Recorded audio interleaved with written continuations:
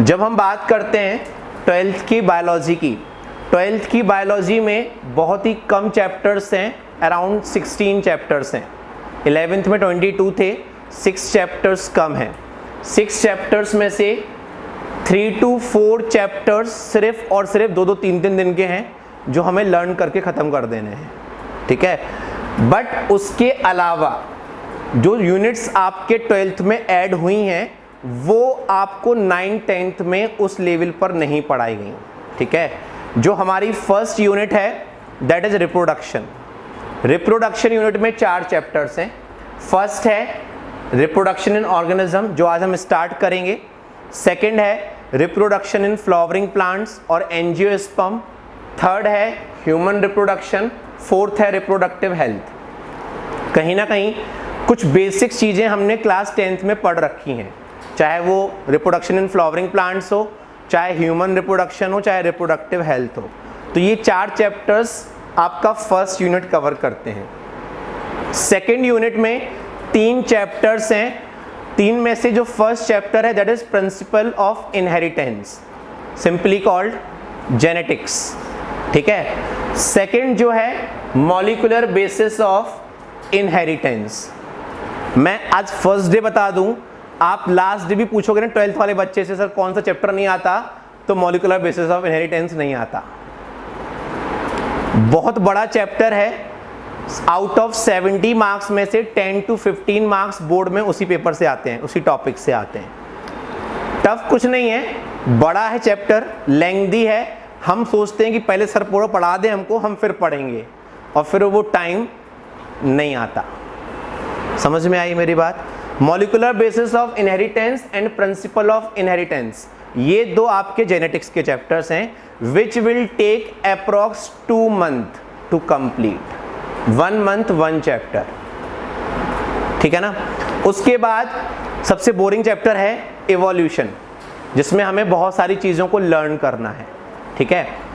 अगर हम ISC board की बात करें तो एक टाइम पर आईएससी बोर्ड में इवोल्यूशन के 5 चैप्टर्स थे जो मर्ज होकर एनसीईआरटी में एक चैप्टर में कन्वर्ट है। तो हमें वो 5 चैप्टर्स के फॉर्म में ही पढ़ना है। ये हो गई हमारी सेकेंड यूनिट, ठीक है। थर्ड यूनिट है माइक्रोब्स इन ह्यूमन वेलफेयर, जिसमें हमें ह्यूमन हेल्थ एंड डिसीज पढ़ना है। बहुत ही इंटरेस्टिंग सिंपल चैप्टर है। सेकेंड है माइक्रोब्स इन ह्यूमन वेलफेयर, वो भी लर्न करने वाला चैप्टर है, बहुत सिंपल है। थर्ड थोड़ा सा बोरिंग है, हमने 9th सीबीएसई में पढ़ रखा है क्रॉप इंप्रूवमेंट, पढ़ा था ना। जो आईसीएसई के बच्चे उन्होंने नहीं पढ़ा था क्रॉप इंप्रूवमेंट जैसा कोई चैप्टर, वो है आपका थर्ड चैप्टर, फूड स्ट्रेटजीज वाला, ठीक है। तो वो चैप्टर आपके थर्ड यूनिट में 3, human health and disease, microbes in human welfare and food strategies, ये 3 चैप्टर्स, ये 3 यूनिट हो गई। जो फोर्थ यूनिट है दैट कंसिस्ट ऑफ बायोटेक्नोलॉजी। ये टॉपिक आपके लिए नया है। बायोटेक्नोलॉजी कि अगर हम दोनों चैप्टर्स की बात करें, एक चैप्टर में हमें कंसेप्ट पढ़ने हैं, दूसरे चैप्टर में हमें एप्लीकेशंस पढ़ने हैं। दोनों चैप्टर्स जो बच्चे ऑनलाइन क्लास पढ़ते हैं ना, उन्हें समझ में कभी नहीं आता। बायोटेक्नोलॉजी हमें हमेशा ऑफलाइन ही पढ़ना है, ठीक है ना। फिर इसके बाद है इकोलॉजी। इकोलॉजी अभी तक हम 9th 10th में क्या पढ़ते आए हैं? हमने कार्बन साइकिल पढ़ी है, हमने ऑक्सीजन नाइट्रोजन साइकिल पढ़ी है, हमने फूड चेन पढ़ा है, हमने इकोलॉजिकल पिरामिड्स पढ़े हैं। बट यहाँ पर इकोलॉजी के 4 चैप्टर्स हैं, और 4 चैप्टर्स से अगर देखा जाए तो नीट लेवल पर टोटल 16 क्वेश्चंस आते हैं। आउट ऑफ 90 16 क्वेश्चंस कहाँ से आते हैं? इकोलॉजी से। एक टाइम पर 16 क्वेश्चन जेनेटिक्स से आते थे, अब वहाँ से हमारे सिर्फ 8 to 10 क्वेश्चंस आते हैं। 22 चैप्टर्स हैं आपके 11th में, 16 चैप्टर्स हैं 12th में। Reproduction in organisms, reproduction in organisms में हमें जनरल चीज़ें पढ़नी है, like what is reproduction, types of reproduction, reproduction में क्या क्या इवेंट्स होते हैं। वैसे इस चैप्टर को टीचर्स नहीं पढ़ाते क्योंकि हम 10th लेवल पर बेसिक पढ़ चुके होते हैं और सीधा सेकंड चैप्टर या थर्ड चैप्टर से स्टार्ट करते हैं, बट फिर भी कुछ चीज़ें हैं इसमें जो हमें जाननी है, ठीक है। सारे पॉइंट्स ध्यान से सुनो, जब मैं बोलूं तब नोट करना, ठीक है। वैसे अभी हम कुछ लिख नहीं रहे हैं आज, सिर्फ सुनो ध्यान से। एक वर्ड है लाइफ स्पैन।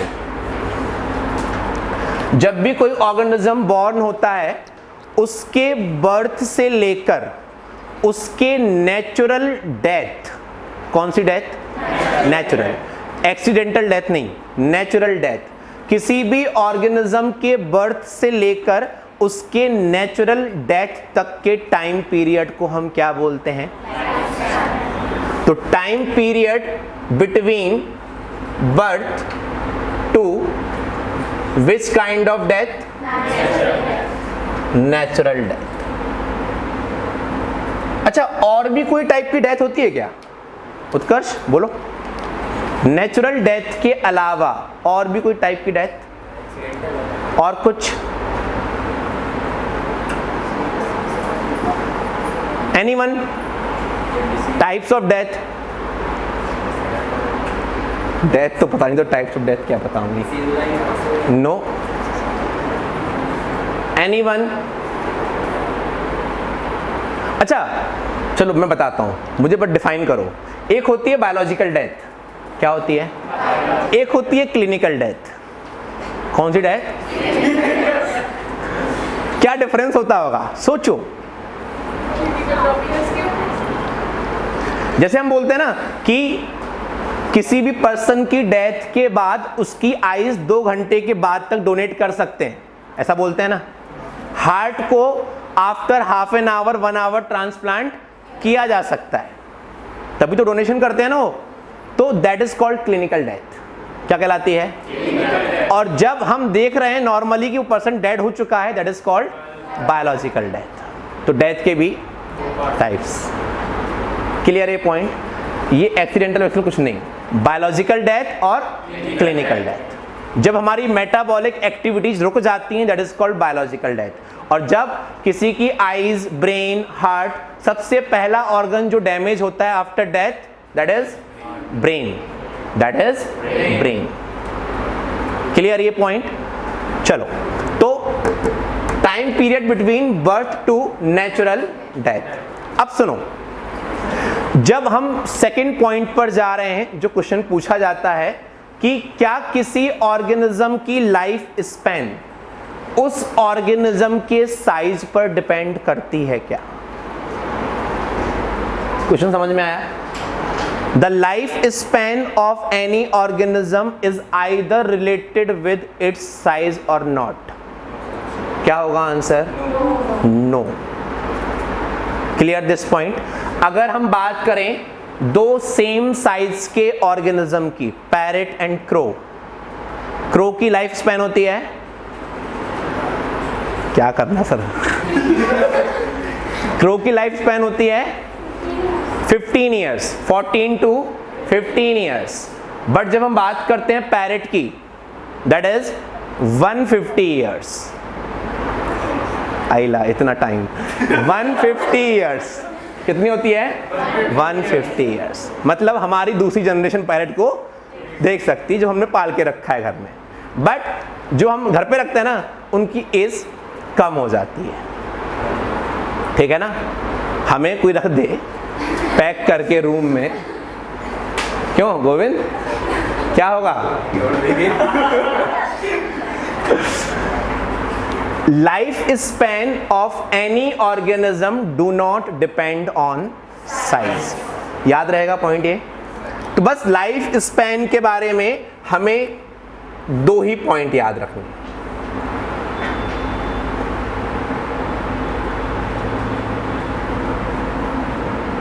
जब आप एनसीईआरटी खरीदोगे, अभी आधे बच्चों ने नहीं खरीदी,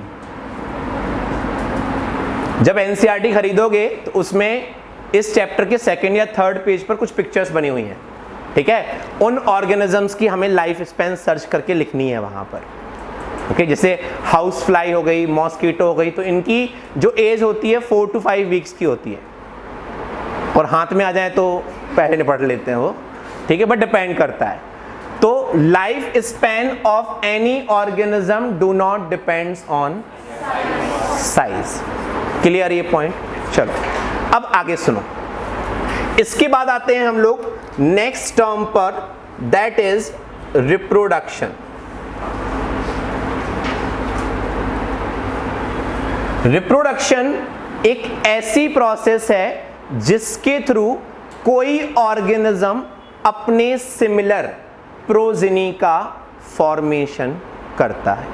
प्रोजेनी मतलब ऑफस्प्रिंग, ऑफस्प्रिंग मतलब न्यू जनरेशन, न्यू जनरेशन मतलब यंग वंस, कोई भी वर्ड यूज कर सकते हैं। Progeny, offspring, new generation, young ones.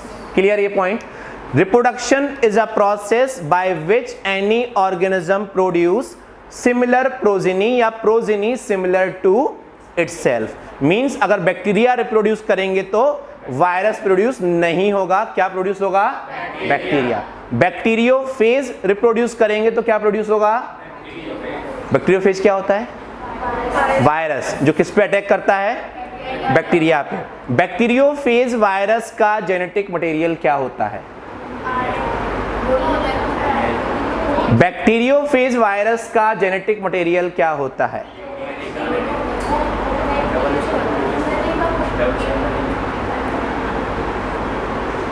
बोलो। बैक्टीरियोफेज, हाँ कशिश बोलो। Bacteriophage virus contain double stranded DNA only. विच डीएनए?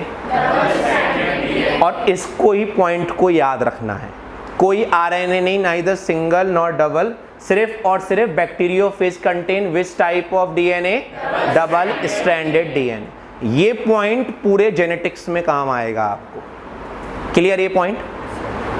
हाँ, तो reproduction is a process by which any organism produce progeny similar to itself. जब हम बात करते हैं रिप्रोडक्शन के टाइप्स की, one is called sexual reproduction, one is called asexual reproduction। एक वर्ड और होता है वेजिटेटिव रिप्रोडक्शन या वेजिटेटिव प्रोपेगेशन, वो हम प्लांट्स में ही यूज करते हैं इस वर्ड की जगह। एसेक्सुअल रिप्रोडक्शन की जगह कब यूज करते हैं? जब प्लांट्स के part, body part, either stem और रूट और लीफ रिप्रोड्यूस करते हैं। That is called vegetative reproduction या vegetative propagation. Clear this point? Deepika बोलो, what is the difference between sexual and asexual reproduction? खड़े हो फटाफट, fast. Any one difference? What about asexual?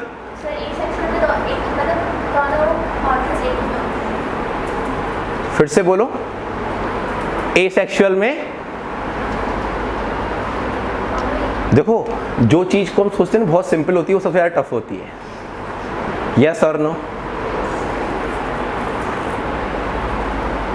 Asexual में तुम्हें क्या लगता है कि सेक्स ऑर्गन की नीड है?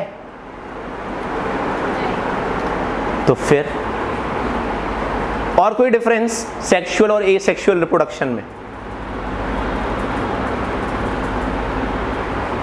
अरे बोलो, 10th में पढ़ा है हमने सर। 10th हमने कोविड टाइम पे पढ़ा था। गलत? अरे सिंपल सी चीजें हैं, बोलो डिफरेंस क्या होगा? कोई भी डिफरेंस गलत ही तो होगा। Difference between sexual and asexual reproduction.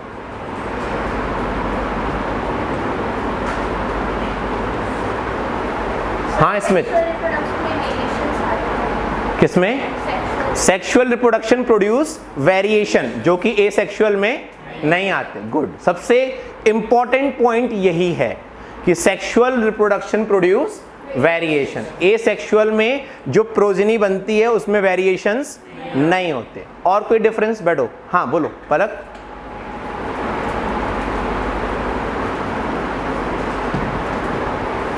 Himanshu बोलो फास्ट।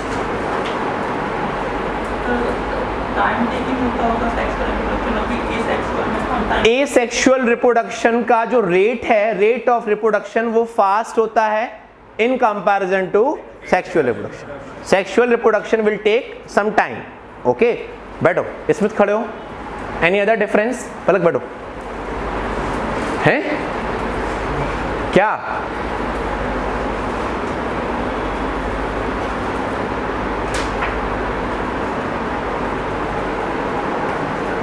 कशिश बोलो. Any other difference between sexual and asexual reproduction?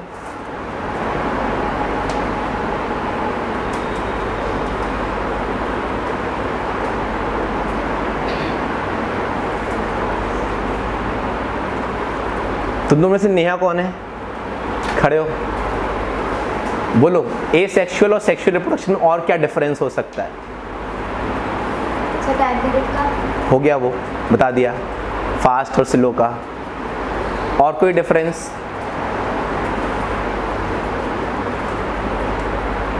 इस टाइम पर आपको लगता है ना जो हमें आता है वो कोई और ना बोल दे. हाँ इशिता, मन में यही चल रहा था ना. हाँ बोलो. और कुछ? Number of progeny sexual reproduction में कम होती हैं, एसेक्सुअल में. यस और नो? एक बैक्टीरिया एक दिन में मिलियंस नंबर ऑफ कॉपीज बना सकता है बाय. कौन सा होता है बैक्टीरिया में सेक्सुअल रिप्रोडक्शन? Binary fission. कौन सा होता है? समझ में आ रही है मेरी बात? हाँ बैठो. देवांशी खड़े हो, बोलो. Any other difference? बैठ जाओ. सुनो ध्यान से. Asexual reproduction is uniparental. कितने पेरेंट्स की नीड होती है? 1. It can produce spores, it can produce gametes. Clear? Sexual reproduction is by parental. 2 parents की नीड है. सेकेंड पॉइंट, एसेक्सुअल रिप्रोडक्शन में गैमीट बन भी सकता है और नहीं भी बनेगा. अगर बनेगा भी तो गैमीट्स का फ्यूजन नहीं होगा, मतलब फर्टिलाइजेशन नहीं होगा. क्लियर ये पॉइंट? सेक्सुअल रिप्रोडक्शन में मेल और फीमेल दोनों गैमीट्स बनते हैं और दोनों का फर्टिलाइजेशन होता है. Clear? Third point, number of progeny किस में ज्यादा होती हैं? Asexual reproduction. किस में कम होती हैं? Then rate of reproduction fast किसका होता है? एसेक्सुअल. किसका स्लो होता है? क्लियर? इसके बाद अगर हम बात करें वेरिएशंस की, तो वेरिएशन किस में आते हैं? सेक्सुअल रिप्रोडक्शन में. किस में नहीं आते हैं?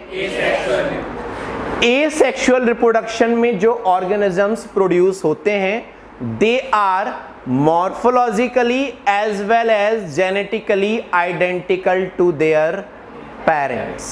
क्या बोला मैंने? In asexual reproduction progeny offspring new generation is morphologically as well as genetically identical to their parents. That is called asexual reproduction. And organisms which show asexual reproduction they are said to be, या जो नई generation बनती है they are commonly known as clones. क्या कहते हैं हम उनको? clones. तो क्लोन्स किस रिप्रोडक्शन से बनते हैं? एसेक्सुअल रिप्रोडक्शन से. क्लियर ये पॉइंट? अब देखो, चाहे एसेक्सुअल रिप्रोडक्शन की बात हो, चाहे प्लांट्स के वेजिटेटिव प्रोपेगेशन या रिप्रोडक्शन की बात हो, हमने कई सारे 11th में एग्जाम्पल्स पढ़ के रखे हैं. सुनो, नहीं पढ़े हैं ध्यान दो. हमने एक वर्ड पढ़ के रखा है जू स्पोर. यस और नो? जू स्पोर एक ऐसा स्पोर होता है जिसमें 2 फ्लैजेला प्रेजेंट होते हैं और जू स्पोर का formation as a asexual reproduction कहां होता था? Algae and fungi. Algae and. तो पहला स्ट्रक्चर जो एसेक्सुअल रिप्रोडक्शन में इन्वॉल्व होता है वो कौन सा है? जू स्पोर. कौन सा है? एग्जाम्पल्स क्या हैं? Algae and fungi. क्लियर ये पॉइंट? चलो सेकंड पर आते हैं. हमने एक ऐसा स्ट्रक्चर बनाया था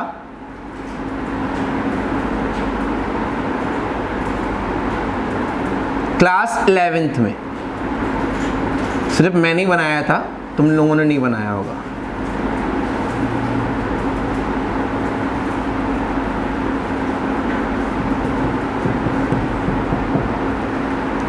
क्या है ये स्ट्रक्चर? कोनिडिया। क्या है ये स्ट्रक्चर? सुनो, एक फंजाई हमने पढ़ा था,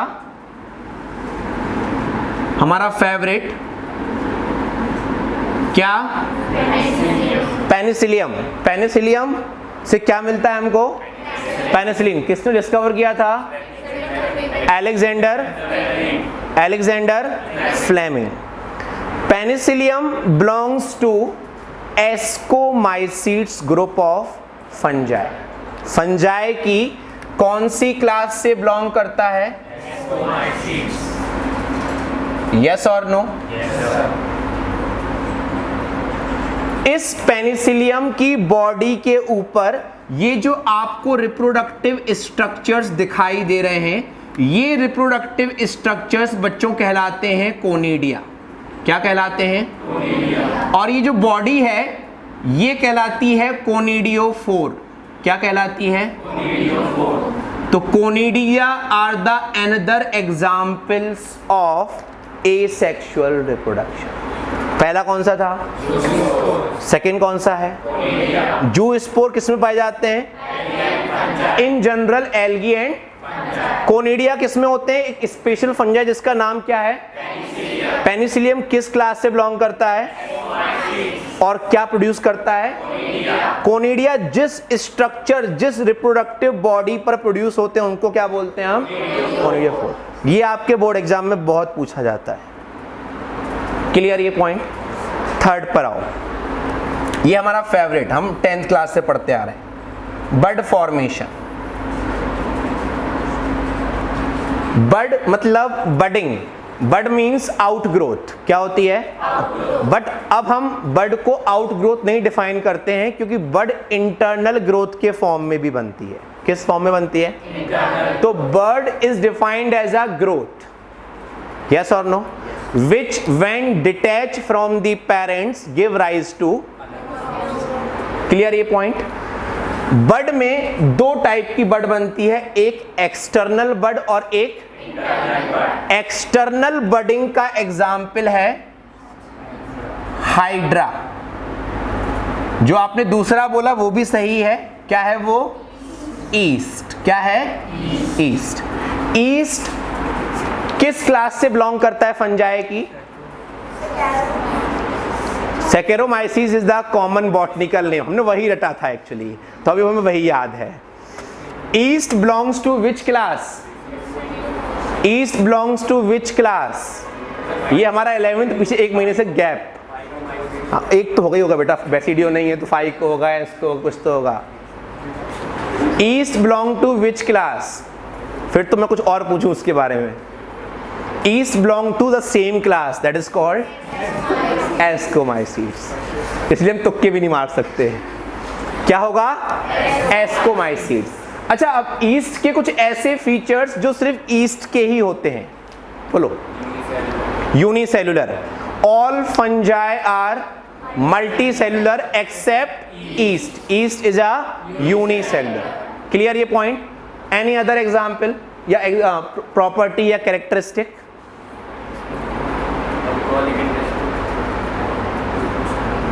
फंक्शन नहीं पूछ रहा हूं, ईस्ट का कोई और प्रॉपर्टी जो दूसरे फंजाई में ना होता हो।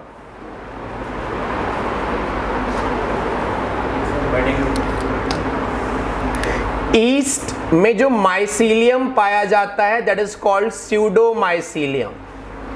क्या कहलाता है?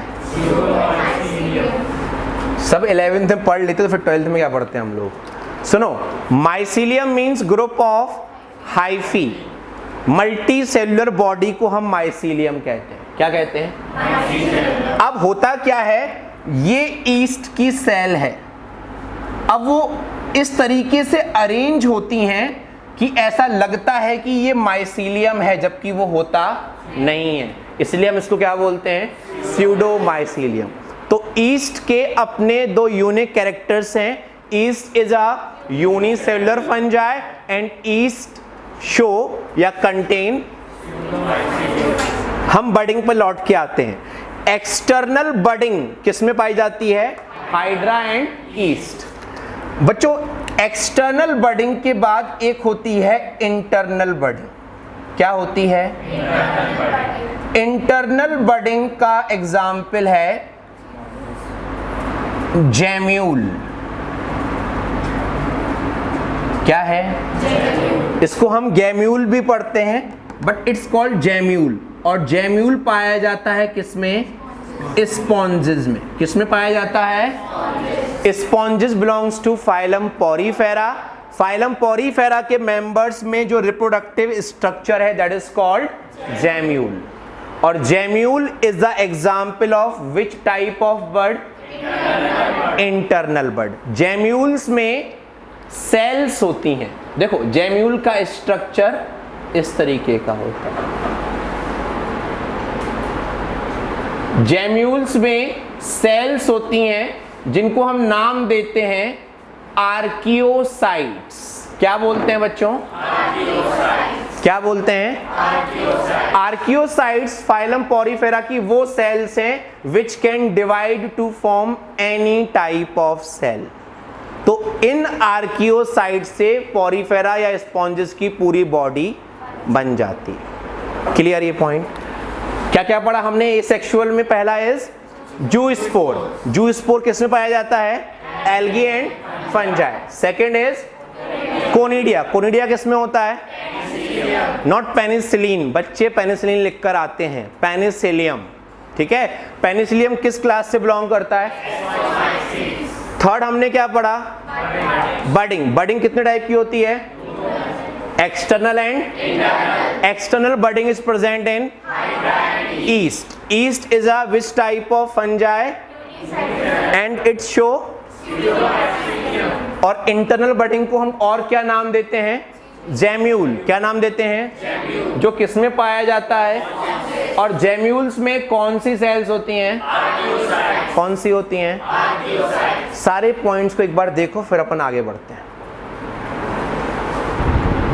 12th का चाहे बच्चा आईएससी बोर्ड का हो चाहे सीबीएसई बोर्ड का हो, अब आपका पूरा पेपर एनसीईआरटी से आता है।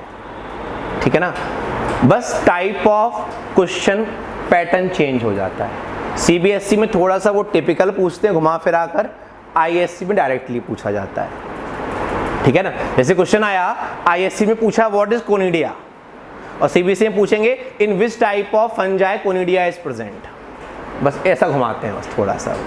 ठीक है? हाँ, ये 100% है कि 100 आउट ऑफ 100 जो 70% क्वेश्चन मार्क्स का पेपर है आपका, वो पूरा का पूरा पेपर आपका एनसीईआरटी से आता है। घुमाते नहीं है। किस में नहीं घुमाते? आईएससी में। सीबीएसई में जितना मन करता है उतना घुमाते हैं वो। जैसे आईएससी में पूछा जाता है व्हाट इज क्रॉस पॉलिनेशन, या नेम पॉलिनेटिंग एजेंट्स, या properties of water pollinating flowers.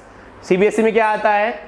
एक फ्लावर दिल्ली में ग्रो कराया उसको, हम उसको मुंबई लेके पहुंचे, उसका पॉलिनेशन होगा कि नहीं होगा? तो बस ऐसे घुमाते हैं वो। ऐसा क्वेश्चन आया हुआ है बोर्ड एग्जाम में, और सीबीएसई में ऐसे ही आते हैं, डायरेक्ट क्वेश्चंस नहीं आते। ठीक है? आईएससी लेवल पर कुछ साइंटिस्ट के नेम पूछे जाते हैं, कुछ फुल फॉर्म पूछे जाते हैं जो सीबीएसई में नहीं आते हैं। तो पैटर्न चेंज है। अब ये इस बार देखना है कि तुम्हारे बोर्ड एग्जाम में भी ऑब्जेक्टिव आएंगे कि नहीं आएंगे। दैट डिपेंड्स कि सेमेस्टर होगा कि कैसा क्या होगा। ठीक है? So this is completely about sexual reproduction and asexual. Asexual में हमने क्या क्या पढ़ा? Zoospore, conidia, budding. ठीक है? अब आगे सुनो, जब हम बात करते हैं प्लांट्स की, प्लांट्स में हमने मॉर्फोलॉजी पढ़ा था। मॉर्फोलॉजी में अगर आपको याद हो, हमने स्टेम के कई सारे मॉडिफिकेशन पढ़े थे। पढ़े थे? उसमें एक मॉडिफिकेशन था रनर था। यस और नो? हम इसको क्लीन करते हैं फिर पढ़ते हैं।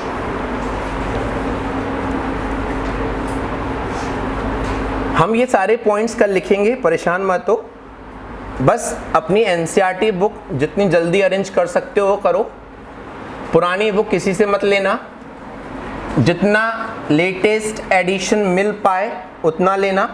और जो नई बुक है उसमें जैसे ही आप 3rd या 4th चैप्टर ओपन करोगे ना, उसमें बुक के अलावा भी पीछे कुछ लिखा हुआ है। दिखाओ जरा मुझे बुक दो। जैसे ये बुक है आपकी, कितनी पतली सी बुक,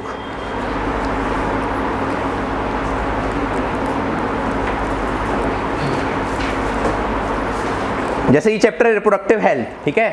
अब ये मेन थ्योरी तो है ही है, साथ में जैसे ये पेज है तो देखो इसमें साइड में लिखा हुआ है ना, ये पुराने एडिशंस में नहीं है, जो 2-3 साल पुराने एडिशंस हैं, ठीक है ना, नए एडिशंस में हैं।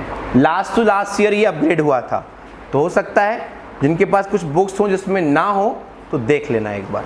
ऐसा 3-4 जगह पर है, और थ्योरी में भी चेंजेस हैं अंदर अंदर, ठीक है। तो आइडेंटिफाई करना है अगर सेलर की शॉप पे जाके, तो आप उसी से आइडेंटिफाई कर सकते हो, क्लियर। देखो बच्चों, जब हम बात करते हैं वेजिटेटिव रिप्रोडक्शन की, वेजिटेटिव रिप्रोडक्शन में हमारा एक आता है runner, second is rhizome, next is bulb, एक होता है बल्बिल। क्या होता है?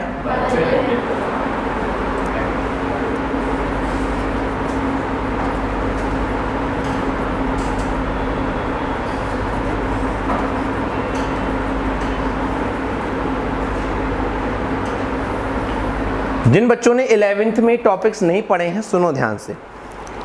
रनर स्टेम का एक ऐसा मॉडिफिकेशन होता है जिसमें ये स्टेम जो है वो सॉइल के पैरेलल रन कर रहा है। कैसा रन कर रहा है? पैरेलल। स्टेम में 2 स्ट्रक्चर्स होते हैं, node and internode. Nodes end nodes से रूट निकलती हैं सॉइल की तरफ, और स्टेम से ऊपर की तरफ क्या निकलती हैं? लीव्स। तो this kind of modification of stem is called what?